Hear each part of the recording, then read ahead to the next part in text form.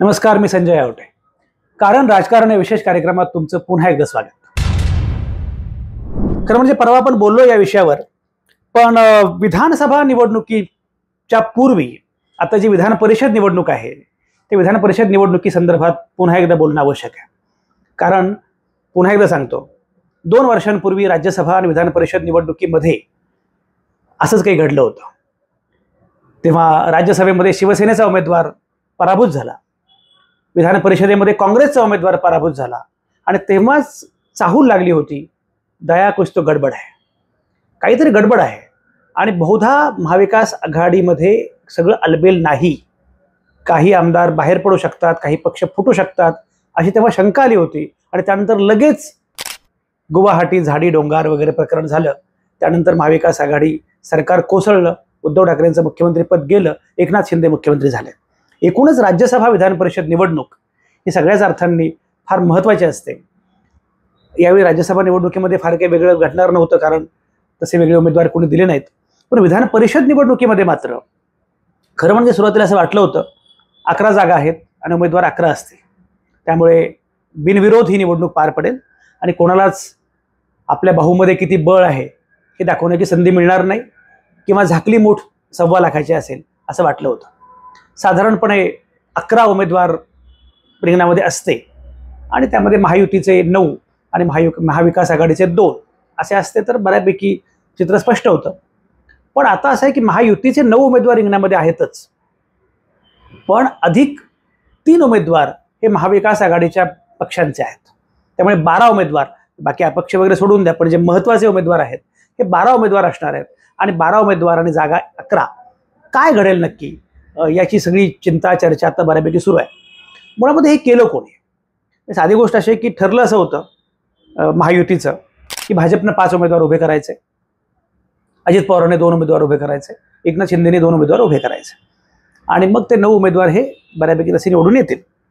आता मजा अशी असते, मागे मी सांगितलं होतं की मुळामध्ये जो फरक आहे म्हणजे विधान परिषद निवडणुकीमध्ये तशा अर्थानं जी निवडणूक होते तर त्या निवडणुकीमध्ये काही मतांचा कोटा असतो आणि साधारणपणे विधानसभेतलेच आमदार जे आहेत ते विधान परिषद निवडणुकीसाठी मतदान करणार आहेत.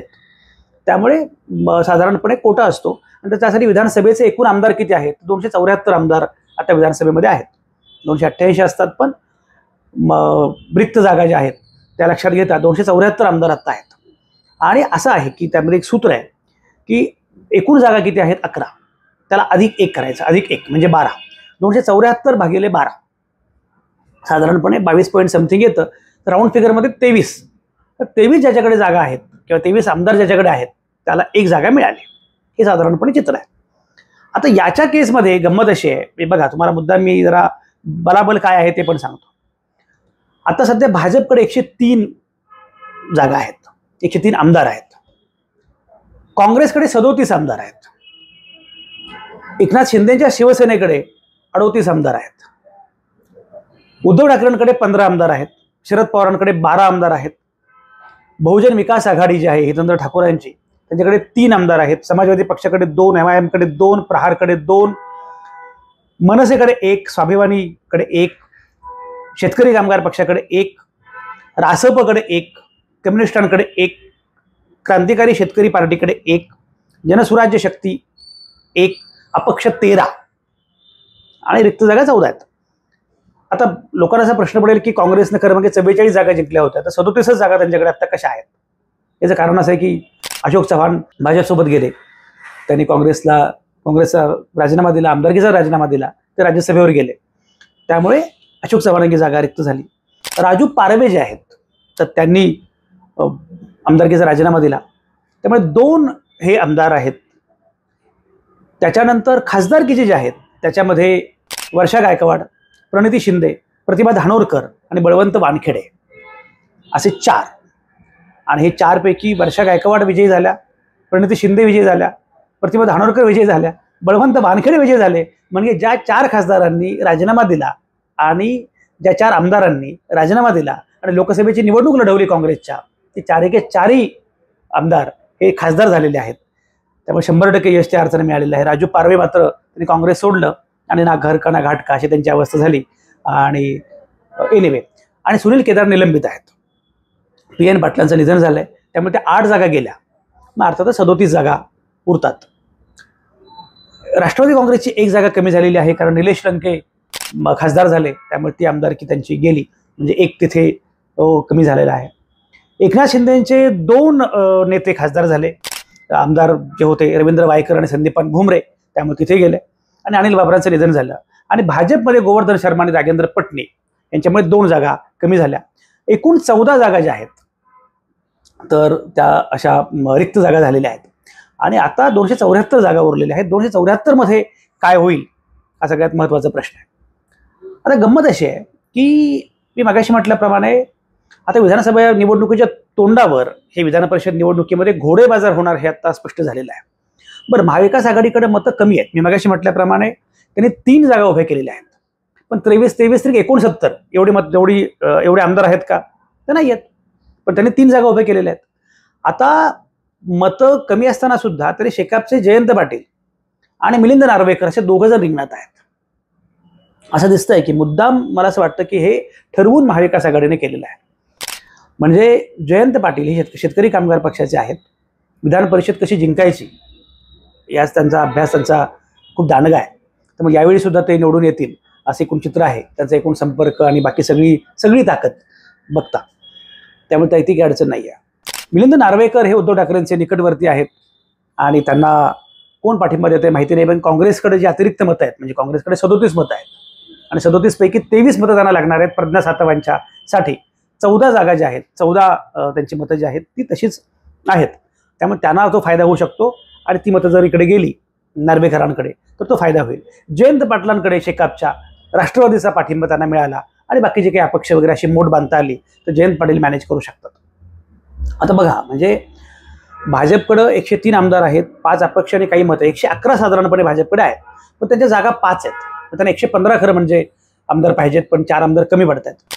पंकजा मुंडे, परिणय फुके, सदाभाऊ खोत, योगेश टिळेकर, अमित गोरखे असे 5 जण आता भाजपचे उमेदवार आहेत. त्याच्यामध्ये कोणाला फटका बसेल का, दगाफटका होऊ शकेल का? कारण मला असं दिसतंय आता की महाविकास आघाडीनं बऱ्यापैकी तयारी केलेली आहे. डॉक्टर प्रज्ञा सातव तर निवडून येणारच आहेत, त्यात काही शंकाच नाहीये. जयंत पाटील निवडून येतील आणि मिलिंद नार्वेकर सुद्धा निवडून येऊ शकतात. त्यामुळे फटका बसणार आहे, दगाफटका, तो महायुतीतल्या उमेदवारांना, तो भाजपला बसेल का हा एक मुद्दा आहे. पण असं आहे की मुळामध्ये विधान परिषद निवडणुकीमध्ये पहिल्या प्राधान्याची मतं समजा तेवढी मिळाली नाहीत 23 प्रमाणे, तर दुसऱ्या प्राधान्याची मतं असतात, तिसऱ्या प्राधान्याची मतं असतात. त्यामुळे अशा मतांवर बऱ्यापैकी निवडणूक जिंकता येते. आपल्याला माहिती आहे की मागे राज्यसभा निवडणुकीमध्ये धनंजय महाडिक अशाच प्रकारे निवडून आले होते दुसऱ्या प्राधान्याच्या मतांच्या जोरावर. त्यामुळे असं होऊ शकतं. पण आता गंमत बघा की त्यामुळे हे 5 जण तसे निवडून येऊ शकतील असं वाटतं, पण भाजपची मतं फुटता कामा नये, ते फुटतील असे वाटत नाहीये. शिवसेनेकडे शिंदे गटाचे 38 आमदार आहेत, त्यांना 7 अपक्षांचा पाठिंबा आहे, त्यांना 46 मतं पाहिजे. त्यामुळे जवळपास त्यांची मतं फुटली नाहीत तर त्यांनाही फार मोठी अडचण येईल असं दिसत नाहीये. आता याच्यामध्ये अजित पवार गटाकडे राजेश विटेकर आणि शिवाजी गरजे हे 2 उमेदवार आहेत. इथे मात्र गडबड आहे, कारण अजित पवारांकडे 37 मतं आहेत आणि एक सहयोगी सदस्य अशी 38 मतं आहेत. आता ही सगळी मतं एकत्र राहिली तरी सुद्धा 23 2 46 म्हणजे 8 मतं त्यांना कमी पडणार आहेत. आणि 8 मतं जर कमी पडली तर ती मतं कुठून घेणार हा प्रश्नच आहे. शिवसेनेची उद्धव ठाकरेंची 15 मतं आहेत, शरद पवारांची 15 मतं आहेत, त्यांना खरं म्हणजे 8-9 मतांची गरज आहे. पण कदाचित म्हणजे म्हटलं की जयंत पाटील ते मॅनेज करू शकतात, बविया आणि असं काही मॅनेज होऊ शकतं, मिलिंद नार्वेकर सुद्धा मॅनेज करू शकतात. पण याच्यामध्ये एकूण आत्ता अवस्था अशी दिसते मला की अजित पवारांचा उमेदवार पराभूत होऊ शकतो, शिवाजी गरजे हे उमेदवार पराभूत होऊ शकतात असं मला आत्ता वाटतंय. म्हणजे अजित पवारांना खरं म्हणजे त्यांनी बरेच पराभव पाहिलेले आहेत अलीकडच्या कालावधीमध्ये. मागच्या लोकसभा निवडणुकीमध्ये पार्थ पवार त्यांचे चिरंजीव पराभूत झाले. या लोकसभा निवडणुकीमध्ये सुनेत्रा पवार त्यांची पत्नी लोकसभा निवडणुकीत पराभूत झाली आणि एकूणच लोकसभा निवडणुकीत दारुण अपयशाला त्यांना तोंड द्यावं लागलं. आता पुन्हा विधान परिषद निवडणुकीमध्ये सुद्धा जर अजित पवार पराभूत झाले तर अजित पवारांची मोठी पंचायत होईल. पण आता कागदावर दिसतंय असं की अजित पवार पराभूत होऊ शकतात आणि अजित पवारांना पराभूत करण्यासाठी, अजित पवारांना घेरण्यासाठीच सगळी यंत्रणा काम करते आहे, महाविकास आघाडी काम करते आहे असे कोण दिसतंय. हा एक भाग आहे. दुसरं म्हणजे पराभूत होऊ शकतात, अगदी शक्यता एक नाकारता येत नाही, मिलिंद नार्वेकर सुद्धा. मुळामध्ये शेकापच्या जयंत पाटलांना पाठिंबा द्यायचा असं महाविकास आघाडीनं ठरवलं होतं खरं म्हणजे, असं म्हटलं जातं. पण जयंत पाटलांनी शेकापच्या आमच्यासाठी काम केलं नाही असा आक्षेप होता उद्धव ठाकरेंचा. आणि उद्धव ठाकरे असं म्हणाले की रायगडमध्ये आनंद गीते जे आहेत ते पराभूत झाले, मावळमध्ये संजोग वगैरे पराभूत झाले, आणि तिथे सुनील तटकरे रायगडमध्ये निवडून आले, श्रीरंग बारणे मावळमध्ये निवडून आले. हा रायगडमध्ये एवढं चांगला बालेकिल्ला असूनही शेकापनं काम केलं नाही, मी शेकापला पाठिंबा देणार नाही. तेव्हा शरद पवारांनी हा मुद्दा पुढे आणला असं दिसतंय की ठीक आहे, तुम्ही पाठिंबा देऊ नका, जयंत पाटलांना मी पाठिंबा देईन, जयंत पाटील निवडून येतील असं आम्ही बघू, तुम्ही तुमचा उमेदवार उभा करा. तर मिलिंद नार्वेकर उभे राहिलेले आहेत. आता मिलिंद नार्वेकरांचा सर्वपक्षीय संपर्क आहे हे खरं आहे, पण तेवढंच मिलिंद नार्वेकर यांच्याबद्दलची नाराजी सुद्धा सर्वपक्षीय आहे. शिंदे गटातले अनेक आमदार खासगीमध्ये उद्धव ठाकरेंपेक्षाही अधिक नाराजी व्यक्त करतात ते मिलिंद नार्वेकरांबद्दल. किंवा जेव्हा सरकार होतं, महाविकास आघाडी सरकार होतं आणि उद्धव ठाकरे मुख्यमंत्री होते, तेव्हा उद्धव ठाकरेंच्या अनुषंगाने जे आक्षेप आहेत त्यातले बरेच आक्षेप हे प्रामुख्याने मिलिंद नार्वेकरांबद्दल आहेत, घटक पक्षांचे सुद्धा. त्यामुळे मिलिंद नार्वेकरांना एकदा पराभूत करूया असं काही ठरत नाही ना, कारण मिलिंद नार्वेकर हे अचानकपणे आलेले उमेदवार आहेत. मिलिंद नार्वेकरांचा पराभव करायचा आहे असं काही दिसतंय का? त्या केसमध्ये मिलिंद नार्वेकर सुद्धा पराभूत होऊ शकतात. आता याच्यामध्ये शरद पवारांची अवस्था ही विन विन आहे. म्हणजे अजित पवारांचा उमेदवार पराभूत झाला तरी बिघडत नाही, मिलिंद नार्वेकर पराभूत झाले तरी बिघडत नाही. आणि त्या अर्थानं उद्धव ठाकरेंचं एकूण महत्त्व कमी होणं ही राष्ट्रवादी काँग्रेस, शेवटी एक लक्षात घ्या, शेवटी असं आहे की आता जरी सगळे घटक पक्ष एकत्र असले तरी स्पर्धा असतेच ना, आणि ती स्पर्धक असणं स्वाभाविक आहे. राष्ट्रवादी काँग्रेस आणि शिवसेना हे स्पर्धक पक्ष आहेतच, किंवा काँग्रेस हे तिघेही स्पर्धक पक्ष आहेत. उद्या जेव्हा निवडणुकीचा निकाल लागेल, संजय राऊत म्हणतायत की निकाल अगोदरच तुम्ही चेहरा जाहीर करा, उद्धव ठाकरेंना मुख्यमंत्री करा. पण असं दोन्ही पक्ष करणार नाहीत, असं शिवसेना पण राष्ट्रवादी काँग्रेस करणार नाही आणि काँग्रेस पण करणार नाही. कारण निवडणुकीचा निकाल लागू द्या, काय होते बघूया. ज्याप्रमाणे लोकसभा निवडणुकीमध्ये उद्धव ठाकरे किंवा शिवसेना हा थोरला भाऊ असं महाविकास आघाडीमध्ये होतं, प्रत्यक्षात मात्र निकाल लागला आणि काँग्रेसला 17 पैकी 14 जागा मिळाल्या विशाल पाटलांसह, राष्ट्रवादी काँग्रेसला 10 पैकी 8 जागा मिळाल्या. त्यामुळे प्रत्यक्ष निकाल वेगळाच लागू शकतो.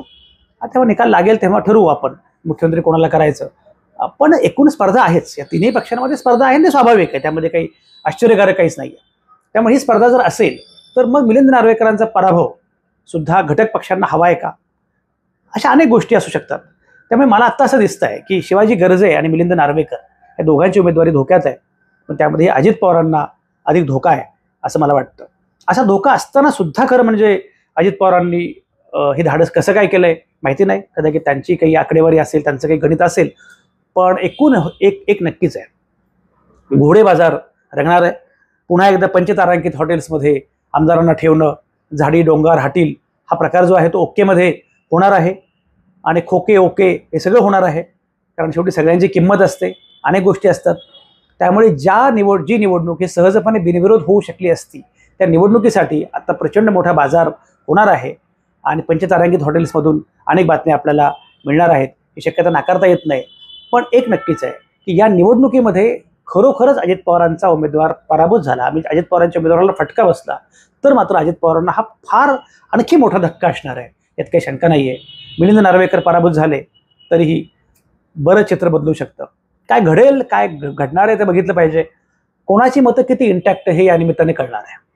भाजपकडे खरंच ती मतं आहेत का, शिंदेसेनेकडे खरीच ती मतं आहेत का, याचा अर्थ सगळे आमदार सगळे आमदार शिंदेसोबत आहेत का, याचा अर्थ भाजपचे सगळे आमदार भाजपसोबत आहेत का, याचा अर्थ अजित पवारांचे सगळे आमदार अजित पवारांसोबत आहेत का, याचा फैसला या निमित्ताने होणार आहे. शरद पवार आणि उद्धव ठाकरे यांच्याही एकूणच त्यांचे आमदार त्यांच्यासोबत आहेत का, हाही फैसला होणार आहे. पण मला असं वाटतं की निवडणूक त्या अर्थाने फार महत्त्वाची आहे. काय घडेल ते लवकरच कळेल. घोडा मैदान जवळ आहे, हे घोडे बाजार सुरू झालेला असल्यामुळे आता हे अगदीच घोडा मैदान झालेलं आहे. तर घोडा मैदान जवळ आहे, काय होईल ते आपण बघूया. तुम्हाला काय वाटतं, तुमचा काही अंदाज असेलच ना, जो असेल अंदाज तो लिहा कमेंटमध्ये. बाकी बोलत राहू, भेटत राहू.